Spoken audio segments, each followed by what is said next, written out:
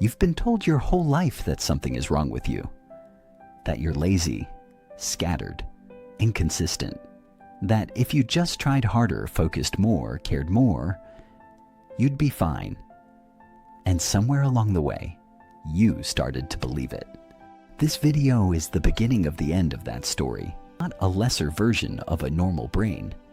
It is a different operating system, one that was built for a very different kind of world than the one we currently live in.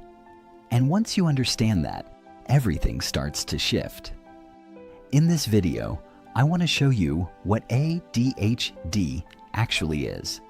Not the clinical definition, not the medication conversation, but the truth about how your brain works and why that's not something to be ashamed of.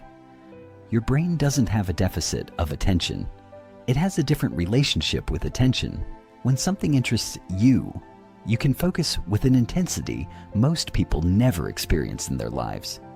That's called hyperfocus, and it's not a bug. It's one of the most powerful states a human brain can enter. The problem isn't that your brain can't focus. It's that it wasn't built to focus on command, on things that feel meaningless, repetitive, or disconnected from anything that matters to you. Think about the last time you were completely absorbed in something. A project, a problem, a conversation, a game. Hours passed. You didn't notice. You weren't tired. That's your brain working exactly as designed. Now compare that to trying to do a task that bores you. 5 minutes feels like an hour. That contrast isn't laziness, it's neurology. When you understand that your brain runs on a different fuel, interest, urgency, novelty, challenge, you stop fighting yourself and start designing your life around what actually works for you. ADHD traits, distractibility, impulsivity, novelty seeking, hyperfocus, creative leaping, are not modern failures. Research increasingly suggests these traits were adaptive. In environments that required scanning for threats, creative problem solving under pressure, quick shifts of attention, and fast decisions, these brains had a real advantage.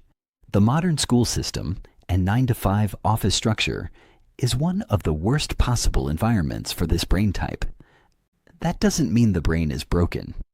It means the environment is mismatched. Carl Jung described the psyche as always seeking wholeness. He believed that what the world calls a weakness is often the undeveloped face of a strength. The ADHD traits that got you in trouble in a classroom, impulsivity, big emotions, restlessness, unconventional thinking, are often the same traits that make people extraordinary artists, entrepreneurs, healers, and leaders when channeled into the right container. You were not built wrong. You were built for something that modern structures haven't made space for yet. Understanding this is not an excuse. It's a foundation. Most adults with ADHD, especially those diagnosed late, carry years of accumulated shame. Shame from being called lazy, disorganized, irresponsible.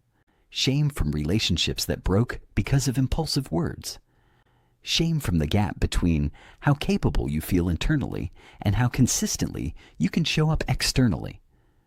That shame is not a character flaw. It is a wound, and it is one of the most important things to address, because the shame often does more damage than the ADHD itself. In my own experience, I spent years trying to fix myself using systems, habits, and willpower that were designed for a neurotypical brain. Every time I failed, every forgotten appointment, every unfinished project, every relationship hurt by something I said impulsively, the shame got a little heavier. It wasn't until I understood what was actually happening in my brain that I could start separating who I am from what my nervous system was doing. Healing cannot happen inside a story of brokenness. The first step in any real transformation is getting honest about the narrative you've been given and choosing whether it still deserves to be yours. You are not broken. You are not lazy. You are not a failed version of someone else. You are a different operating system that has been trying to run in the wrong environment and blaming itself for not fitting. That ends here.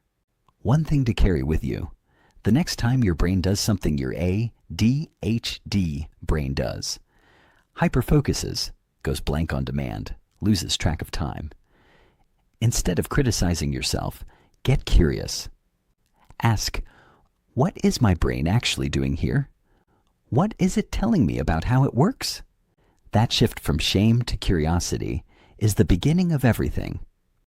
In the next video, we're going deeper into something that surprised me when I first understood it, why the ADHD brain actually craves spiritual practice, and how dopamine is at the root of that pull. If this landed for you, subscribe, because every video in this series builds on the last. And drop a comment below.